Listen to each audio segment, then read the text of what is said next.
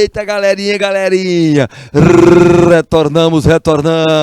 Vamos que vamos, minha gente. Vamos pra cima. Não é brincadeira não. Eu quero ver, o menino, eu quero ver, hein? Empreendedorismo e inovação. Olha o conteúdo aí. Economia, só que é o seguinte, entendendo essa situação de trajetória, de mudança, né, de caminho do Brasil, e o que isso fez com que o empreender tomasse um outro rumo na história do Brasil, do país, o Plano Real, né? E aí os anos 90 foram decisivos, por quê? Porque este plano, meus queridos, eles tiveram esta perspectiva aí. Primeiro, queda rápida da inflação, certo? Segundo, um crescimento. E este crescimento, a demanda foi enorme. Por quê? Porque o consumo, né? O país não estava acostumado com isso, certo? O país não estava acostumado com essa situação, não. Esta queda de inflação trouxe mais, de uma certa forma, mais lento, né? É claro, para o cruzado, mas a valorização cambial também fez com que entrasse recursos externos. A abertura comercial foi uma camisa de força para os preços, especificamente. E o crescimento voltado para o consumo, gente, ele fez com que o investimento das empresas, de uma certa forma, das empresas transnacionais, dessem mais uma situação de lucratividade também para o país. Por quê? De uma certa forma, o investimento que foi feito nessa abertura trouxe mais o fator financeiro para se aplicar a políticas públicas nas cidades. Então, tanto o governo federal, quanto o governo estadual, quanto o governo municipal, eles tiveram um diferencial nesta época. O aumento do poder aquisitivo foi bem maior. A reposição do mecanismo, o crédito, ele teve uma alavancagem. Então, a demanda que estava reprimida de consumo, ela triplicou, gente, nesta época. O aumento do horizonte comercial, ele foi taxativo. A ilusão aí foi de que a questão monetária ia seguir para sempre? Não. Nesse contexto aí, o que você começa a entender é que a partir do momento em que eu tenho um crescimento de demanda, eu tenho também repercussões. Aí é que entra o quê? O início da classificação das empresas. Olha só, dentro do empreender. Entenda que esta produção, esta forma de produzir, ela é encaixada também na atividade de empreendedorismo. E começou-se a entender que a prestação de serviço também é uma forma de produzir um bem. Só que um bem por meio de uma experiência. Opa! Como assim, professor? Como assim eu posso entender que eu tenho também uma experiência acontecendo e essa experiência vai ser um produto para mim? Vai ser um produto intangível. Então essa prestação de serviço é intangível. Eita, professor, porque aqui eu tenho, o tangível. Este conceito mostra o quê? Mostra que a partir do momento em que eu começo a estudar esse esqueminha, o que eu já tenho?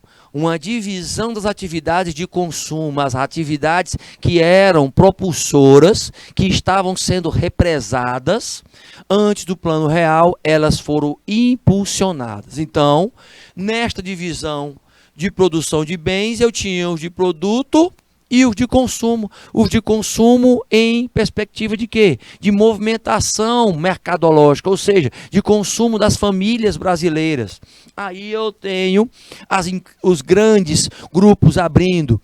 Eu tenho a disseminação deste consumo para produtos voltados para a família, principalmente. E aí os produtos alimentícios começam a passar por o aperfeiçoamento, Os automóveis da mesma forma. Nós tínhamos antes dos anos 90 as chamadas carroças. E aí os automóveis eles tiveram um impulsionamento, as montadoras começaram a multiplicar-se pelo país, as formas de entender o artesanato como uma produção em larga escala começou a vir um novo pensamento empreendedor.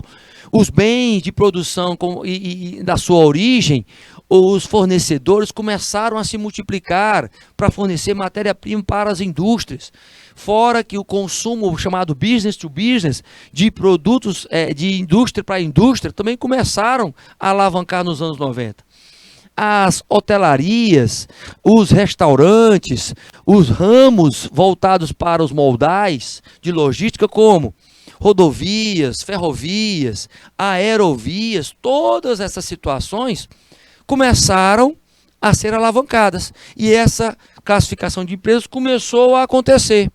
Tendo em vista que neste período começou a se impulsionar e hoje a grande empresa, por exemplo, ela é taxada, né, com a sua lucratividade ali se coloca acima dos 300 milhões, nós temos a classificação de médias empresas ali entre 16 e 90 a 300 milhões, as pequenas de 2,4 a 16 milhões e as micro até 2,4 milhões. Então, as micros são entendidas desta forma. Hoje, com o seu faturamento anual, a repercussão do empreender fez com que também ocorresse um mapeamento das atividades. Os ramos de atividades, eles começaram a ser avançados, gente, em seus estudos. O que ocorreu? Uma divisão desse ramo. Para vocês, meus queridos técnicos em administração, que estão aí em Assunção do Piauí, a turma que está aí em nosso YouTube, cadê a nossa querida Maria Cauane, cadê a turma que está aí mandando ver? Eu quero ver a participação de vocês, meus queridos. Entendo que a classificação do ramo, ela fez com que começassem a se mapear as práticas empreendedoras em cada um desses segmentos. Então, houve uma propagação de produção de bens, de consumo e de produção também de pequenos artesanatos até as grandes fábricas. O contexto aconteceu também nos chamados comércios de varejo e nos atacadistas, a divisão. Hoje, por exemplo, nós temos o chamado atacarejo, meus queridos. Atacarejo. A junção de varejo com atacado. Mas na explosão da economia nos anos 90 e do empreender também, se analisou isso. Se analisou o quê? Analisou a situação voltada para a divisão do varejo e do atacado. Preços diferenciados. Hoje a competitividade é tão grande que se fez uma junção do atacarejo. A empresa prestadora de serviço, ela começa a tomar corpo e eu tenho pessoas especializadas em estar fornecendo a sua mão de obra. Em áreas de transporte, educação, saúde, comunicação, serviços de manutenção, etc. Todavia, entenda que o tamanho e o porte das empresas, elas simplesmente tiveram que ser mapeadas. Os critérios universais, com bases internacionais de avaliação, tiveram que ser aceitos. O volume, ele foi bem maior do que a situação que está ocorrendo hoje, por exemplo. Tá? E a padronização, ela foi um dos fatores para criar este novo modelo de entendimento do porte das empresas, porque grandes instituições são mapeadas hoje por também instituições que são voltadas para o estudo dessas próprias empresas. Por exemplo, o Sebrae, que é um dos S's que mais dá suporte à indústria, o comércio e serviço, ela mapeou a pequena empresa, por exemplo, industrial, ela é caracterizada por quem? Por aquela empresa, aquela indústria que tem de 20 a 89 a 99 funcionários. O comércio e o serviço, ele entra dentro desse pequeno empreendimento de 10 a 49.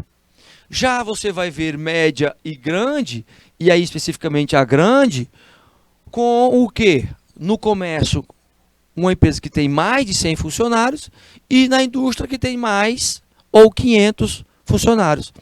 Para o fator financeiro, por exemplo, a receita operacional para o BNDES, que investe muito em micro, pequenas, médias e grandes empresas, o que ela estabelece? A microempresa, com um menor faturamento abaixo de 2,4 milhões. E ela estabelece e coloca esse padrão para referência maior, por exemplo, para aquela que tem um faturamento maior que 300 milhões. Então, isso tudo é para que você possa colocar e segmentar de acordo com o perfil de cada ramo. Essas instituições, elas só provam o seguinte, que a receita bruta, ela precisa ser auferida constantemente. E ela tem que ter alguns indicadores. Que indicadores são esses? Dentro do empreendedorismo, dentro da inovação. O produto da venda e dos bens e serviços nessa operação. O preço dos serviços prestados. Os resultados nas operações que não foram incluídos nas vendas canceladas, incondicionais e concedidos. A constituição formal da empresa, como um processo, e aí a empresa online sendo concretizada especificamente. Então eu tenho aí o concretizar, eu tenho aí que aplicar o conhecimento, mas eu tenho aí outros caminhos para formalizar. Nós temos muitas empresas ainda informais que não ainda cadastraram, né, a sua metodologia num sistema nacional, por exemplo, e isso repercute em quê? Em você institucionalizar a forma jurídica da empresa. Como é que eu entendo sobre isso? Primeiro, entendendo que a constituição formal, ela precisa de uma pessoa jurídica e não da pessoa física. Eu tenho as formas de estar fazendo esse cadastro, por exemplo, instituições locais e nacionais e regionais. O relacionamento dessas pequenas empresas traz um condicionamento. Por quê? Porque são os chamados tipos de empresa. A sociedade anônima, a pequena empresa, ela tem as suas opções. Porém, o empreendedor individual, a sociedade empresarial, a limitada, a sociedade simples, limitada, elas fazem parte deste processo. Um processo contínuo de quê? Um processo contínuo de apoio e suporte a este comércio e serviço que é disponibilizado. Então, a trajetória desde os anos 90 até hoje, gente, é de tentar fazer com que haja este mapeamento e que haja, principalmente na construção do empreender das empresas, o sentimento de gestão, gestão das atividades intelectuais. São elas que vão fazer com que haja, por exemplo, a divisão de tarefas dentro da organização e principalmente do encarar o risco. O risco do empreender é do empreendedor sozinho. Só que fica bem mais difícil se ele não tiver, por exemplo, um suporte técnico para fazer com que ele tenha a abertura do seu empreendimento. Então, o fator inovador, ele está muito atrelado a essa participação. As chamadas sociedades limitadas, as parcerias de participação societária, isso tudo corrobora com o quê? Com o movimento, principalmente, em alguns casos até mesmo hipotéticos. Olha só, o empreender como uma forma de uma atividade aí, onde eu tenho um empresário individual, certo? Este empresário individual, dando o exemplo aqui, tem uma dívida de 2 mil, em nome do empresário, pessoa física, não é? E aí você tem a construção, por exemplo. Por quê? Porque a atividade empresarial não possui personalidade jurídica própria. A possibilidade aí, em caso de não pagamento da multa imediata, é a responsabilidade do patrimônio pessoal do sócio. Olha só aí, do patrimônio pessoal do sócio. Opa! Então, a dívida de 2 mil reais, né, em nome da pessoa jurídica, ela vem na atividade empresarial da pessoa jurídica própria e o caso de não pagamento da multa, a penhora dos bens da empresa e a penhora do patrimônio pessoal do sócio, especificamente, desde que seja decretada pelo juiz um procedimento judicial. Então, entra no patrimônio do sócio e ele vai ter que arcar com esta dívida em cima do seu patrimônio pessoal. Então, por isso que tem que haver esta divisão, mas, ao mesmo tempo, entender a pessoa jurídica e a pessoa física, mas sabendo que a responsabilidade ela recai em cima da pessoa física também, não só da pessoa jurídica. Então há todo um processo hoje que também vem passando juridicamente por um processo inovador. Todavia, no entanto, se entende o seguinte: nesse processo acionário, por exemplo, há dois tipos de sócio. O sócio administrador, que é aquele que põe a mão aonde? Na massa, trabalhando e retirando o prolabore. O sócio cotista é o investidor. Ele coloca a situação para acontecer aí no negócio e depois aparece para tirar o lucro. Tenha um endereço ou não. Se não tem endereço, é informal. Se ter um endereço, aí você estabelece o chamado PDV, o ponto de venda. Ok, essa localização é necessária para quem quer empreender? Claro, desde que tenha também, por exemplo, se tem algumas empresas durante a pandemia que trabalharam os chamados escritórios virtuais. Então, nas redes sociais começaram as suas lojinhas. Né? O trabalho ele é registrado de uma forma que dê mais mobilidade, e elas depois passaram para a empresa física. Mas nessa construção do empreender, o fator qual é o fator mais decisivo aí? É de que eu vou ter algumas possibilidades aí na sociedade. Olha só quais são as possibilidades aí. Veja bem, sociedade limitada. Sociedade limitada, certo? Entendendo um pouquinho mais sobre o empreender nessa perspectiva a partir desta explosão nos anos 90. A proteção ela veio se ampliando, melhorando. Então, a proteção patrimonial, responsabilidade limitada da pessoa jurídica, a autonomia aí dos sócios na regulamentação do funcionamento da empresa, especificamente. Esta maior facilidade aí, ela veio com a captação de recursos, proteção patrimonial especificamente. Esta responsabilidade aí, ela vem num contexto, principalmente do entendimento de que hoje regras são menos complexas no funcionamento, inviável em ser tratado do pequeno empreendimento.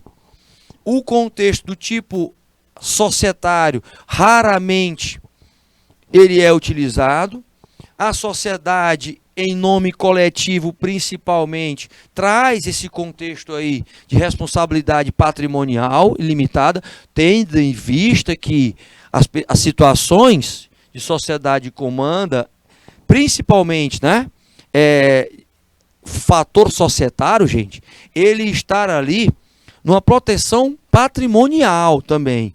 Mas existem as chamadas ações dos proprietários, que têm, de uma certa forma, abrir possibilidades.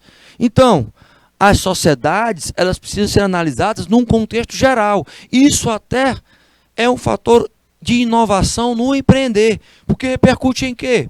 Nos chamados contratos, o contrato chamado contrato social, que é um documento que é o documento mais importante das empresas. Traz aí o instrumento de informações. Então você vai estabelecer aí o endereço da empresa, o nome, o endereço dos sócios, a participação de cada um deles, o objetivo da empresa.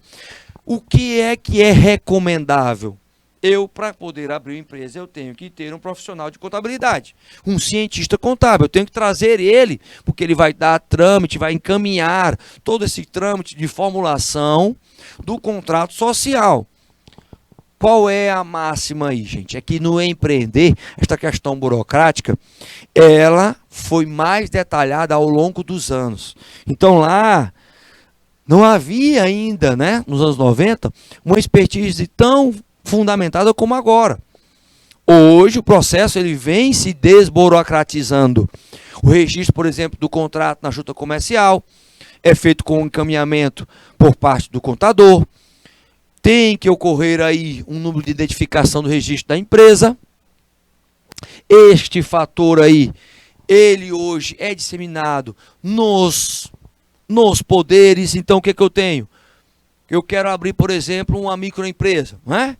Eu quero fazer esta situação. É bem diferente do que dos anos 90. Há duas décadas atrás. O que eu tenho que fazer? Ó, primeiro passo. Na junta comercial, eu tenho que pesquisar se tem outra empresa com o mesmo nome.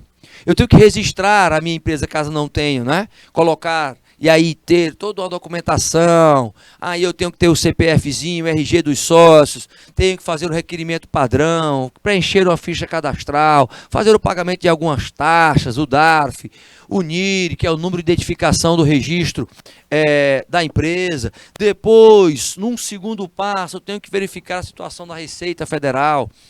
Por meio da internet, registrar lá, contribuinte, verificar como é que está as pendências na Receita Federal, ter o NIR, cadastrar essas atividades, verificar se eu vou optar pelo Simples ou não, se tem essa condição ou não, fazer esse encaminhamento por SEDEX, registrar, olha o detalhamento aí do que eu tenho que fazer com relação ao CNPJ, que é como se fosse o CPF do colaborador. Olha só aí o fator que é decisivo aí. Tá? Porque a partir do momento que eu tenho isso, eu encaminho para um terceiro passo, eu vou para a questão, para a esfera municipal, para a prefeitura. E aí eu vou verificar a questão de liberar o alvará, eu vou trabalhar a questão do formulário que seja preenchido, onde tem o endereço, CNPJ, o contrato social, os laudos de vistoria, quer seja de Anvisa, bombeiros. Já vencer essa etapa, eu vou para a administração da fazenda e ver a questão do fisco. Questão tributária principalmente, ver o registro junto a esta entidade, verificar aí se já ocorreu todas as etapas no município, se a documentação já foi toda fornecida para o fisco. Parto para a Previdência Social, procurar a agência do INSS para cadastrar, ter aí, verificar as obrigações previdenciárias, mesmo que a empresa já não tenha funcionário. E num sexto passo, eu já aparento ali, já busco a questão fiscal. É preciso saber o seguinte, é preciso ter a impressão de que eu vou ter aí um processo de estudo, de alinhamento fiscal. E aí, depois da liberação de tudo, numa última etapa, num sétimo passo, começar a operacionalização desta microempresa. Olha só os procedimentos aí. Pelo menos 7 passozinhos para você abrir a microempresa. Mas para por aí? Não. Quando eu tenho já essa consolidação, né, da pessoa jurídica, num cadastro nacional de pessoa jurídica, tá? Já tem um registro lá, o NIR, da empresa, eu já formalizei, já fiz este pacote todo, né, na esfera municipal, estadual, já coloquei ali numa perspectiva de que se eu vou ter escritório virtual ou não. Então, questão burocrática já está resolvida. Mas e aí? Quanto custa abrir a empresa? Empreender? Bem, nos anos 90 era uma coisa. Na virada do século foi outra. Hoje é outra. Em média, nós temos aí certificados digitais com pagamentos mínimos, né, de R$120, dependendo da certificadora, tá? A taxa da junta comercial, que jura, por exemplo, pegando o norte, R$502, pegando lá no Paraná, nós temos R$91,85. Você tem taxas municipais que vai de acordo com a situação da localidade, do município, ela que vai estabelecer as inscrições e os valores de honorários de abertura, de contabilidade, até a advocacia na área tributária também entram nessa perspectiva, não é? Hoje é bem verdade que está um pouco mais acessível em relação a anos anteriores. Só que ainda tem alguns questionamentos. Por quê? Porque você vai abrir o negócio e você tem que fazer algumas escolhas. A primeira é o segmento, mas para por aí? Não, eu tenho outras questões que precisam ser trabalhadas. Qual é o volume de capital que você pretende investir? Qual é o retorno que você pensa em obter? Em quantos anos você acha que vai ter? Em 2 anos? Em 3 anos? Em 5 anos?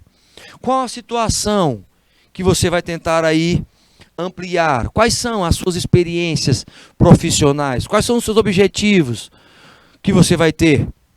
Quais são as suas atitudes e opiniões a respeito desse negócio? Quais são as características de personalidade especificamente? Opa, são questionamentos que você tem que estar mapeando, meus queridos. Por que tudo isso? Porque é isso que vai te dar musculatura também para você empreender. Ou seja, são perguntas que vão te consolidar. Porque se você não souber quais são os conhecimentos que você precisa, o que é que você vai precisar ter de ganho e refletir sobre essas questões, isso vai te fazer com que você tenha melhores escolhas. As aberturas em relação aos segmentos que você vai atuar, você tem que estudar antes. Por exemplo, estudar sobre manufaturas. Vai abrir uma fábrica, e aí? A fabricação de grandes quantidades de produtos, se for no setor de fabricação, e aí como é que você vai ter a capacidade de investimento em termos de maquinário, instalações para possíveis fábricas, certo? Para você que vai estar participando de um processo, por exemplo, de construção de um empreendimento, esse é um processo lento, principalmente quando eu não tenho um mapeamento dos suprimentos que vai me possibilitar esta produção. Opa, então se eu não tenho isso, eu tenho que ter esse outro entendimento. É de que se eu for para uma outra área, eu tenho que fazer um mapeamento. Por exemplo, se eu for para um atacado, onde eu vou buscar produtos aí de consumo, algumas situações têm que estar sendo visualizadas. Porque eu vou ter que mapear esses bens de capital. E eu não posso esquecer que eu vou ter variáveis.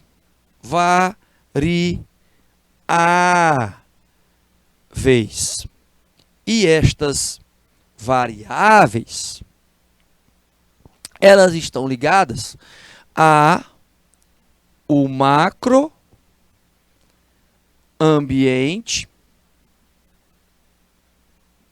e o microambiente.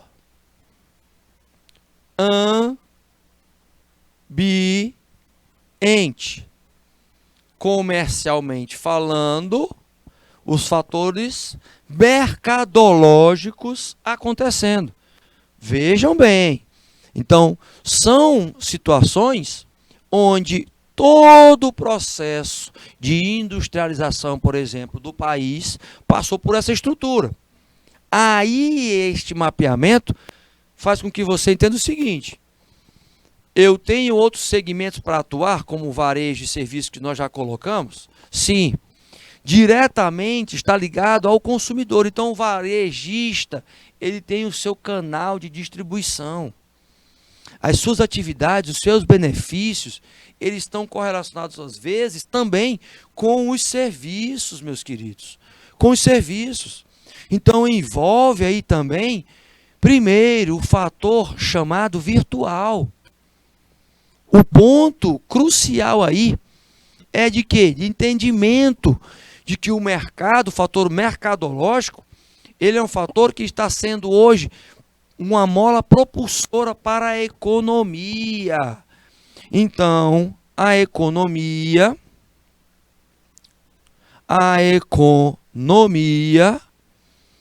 ela hoje é um fator decisivo, hein? Economia, fator, ela hoje sempre foi.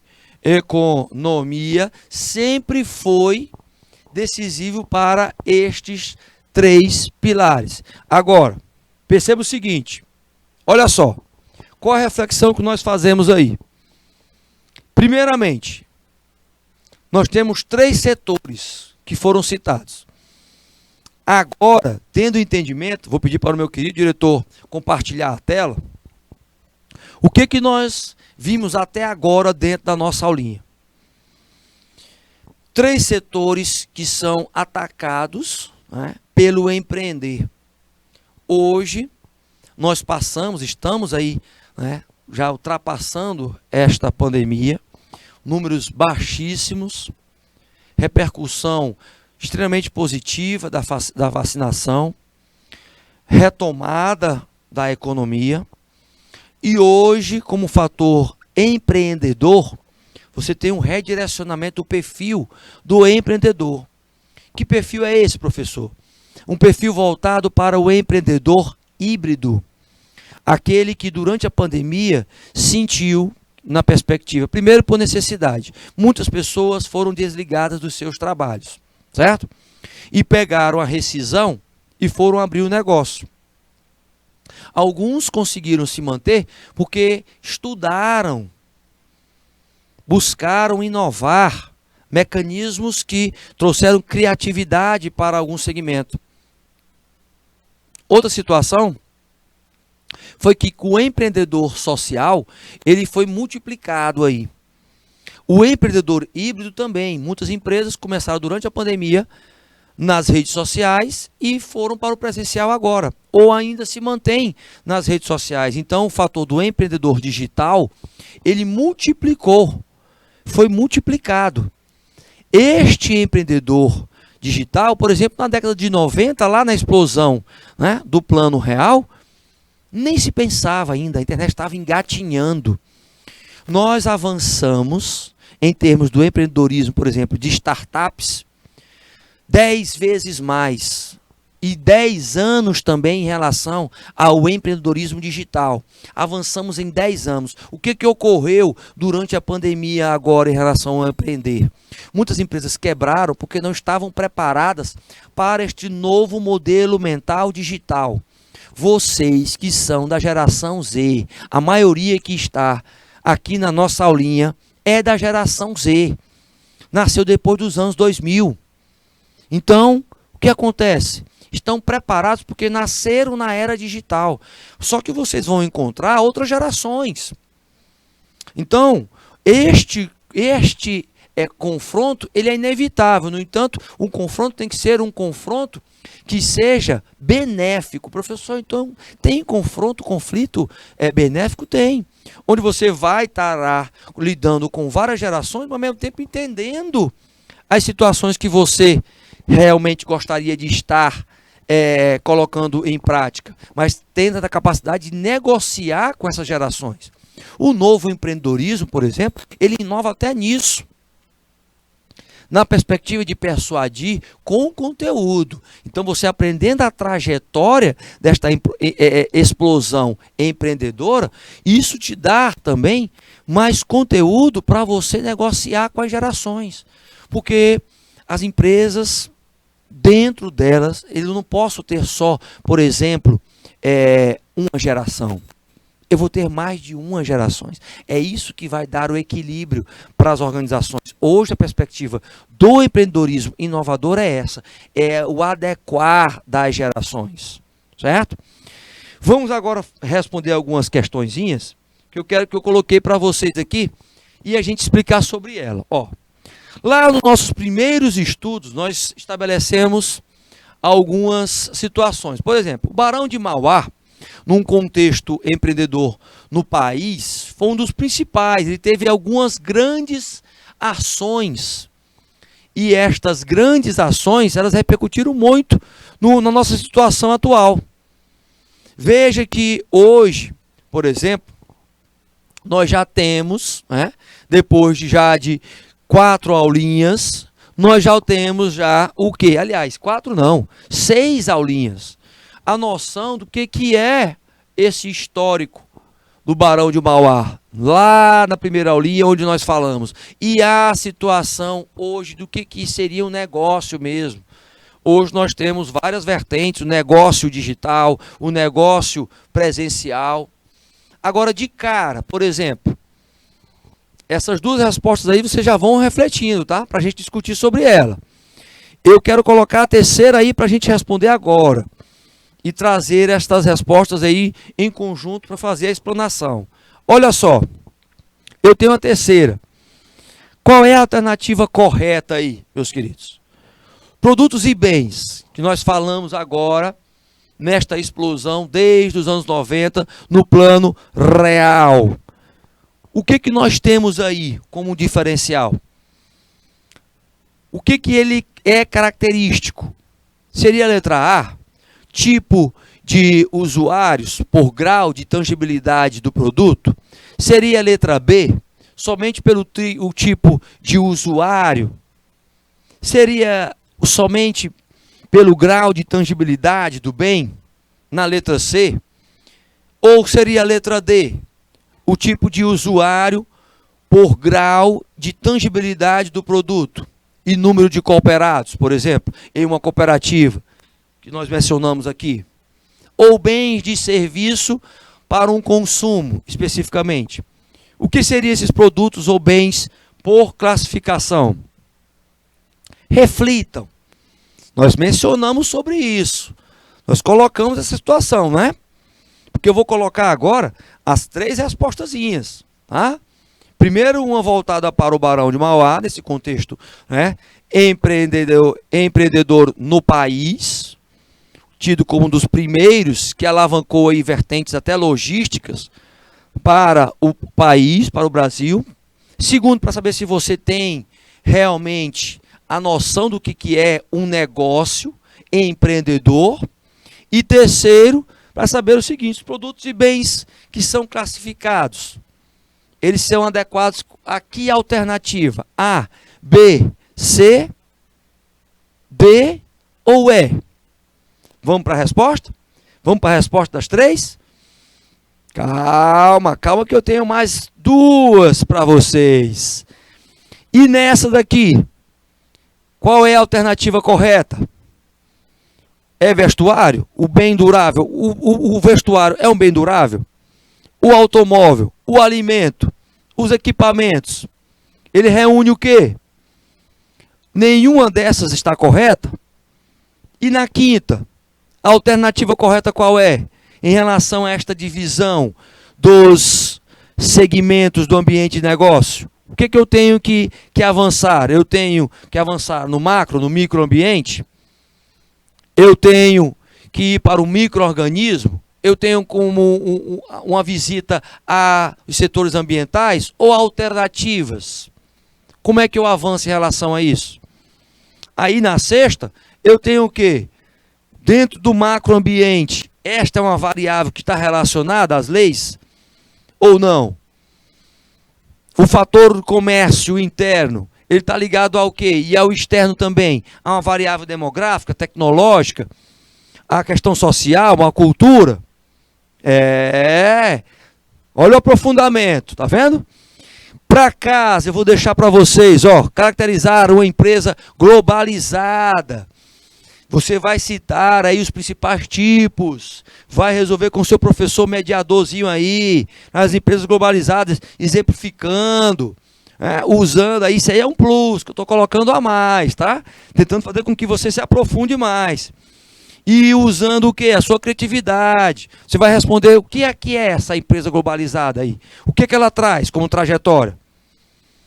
Primeiro, essa eu vou responder e deixar as outras para casa, tá? Primeira questão. Empresa globalizada. Foca em quê? No basear dos seguintes indicadores. Eu tenho que estar estudando os meus clientes internos e os processos internos. O aprendizado e crescimento tem que estar junto aí. Certo? Na segunda questão, qual é a resposta? As empresas são as chamadas empresas transnacionais, meus queridos. São envolvidas com tecnologia, como por exemplo, Google, Meta, antigo Facebook. E a terceira, qual é a resposta? A aplicação do plano de negócio de alta performance. Ou seja, entenda que os produtos, eles precisam ser trabalhados na perspectiva dos chamados 5 P's. Produto, preço, praça e promoção. Pedir para o meu querido diretor compartilhar a tela.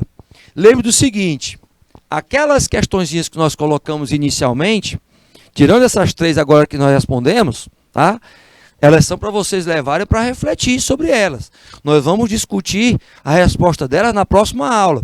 Lembra que a sequência que nós estamos dando é para que você também possa aprofundar um pouco mais do seu conhecimento no empreender. Faz todo aquele movimento histórico do empreendedorismo dentro da nossa disciplina. Sabe do seguinte, inovar, gente, não é só questão digital não, tecnológica não. Inovar vem desde a época do Barão de Mauá. Os exemplos que nós demos em relação aos empreendedores que trabalharam esse contexto agora, que fizeram com que a gente entendesse um pouquinho mais sobre como é que eu posso estruturar o segmento em que eu estou, trazendo novas práticas, trazendo novas técnicas para o empreender.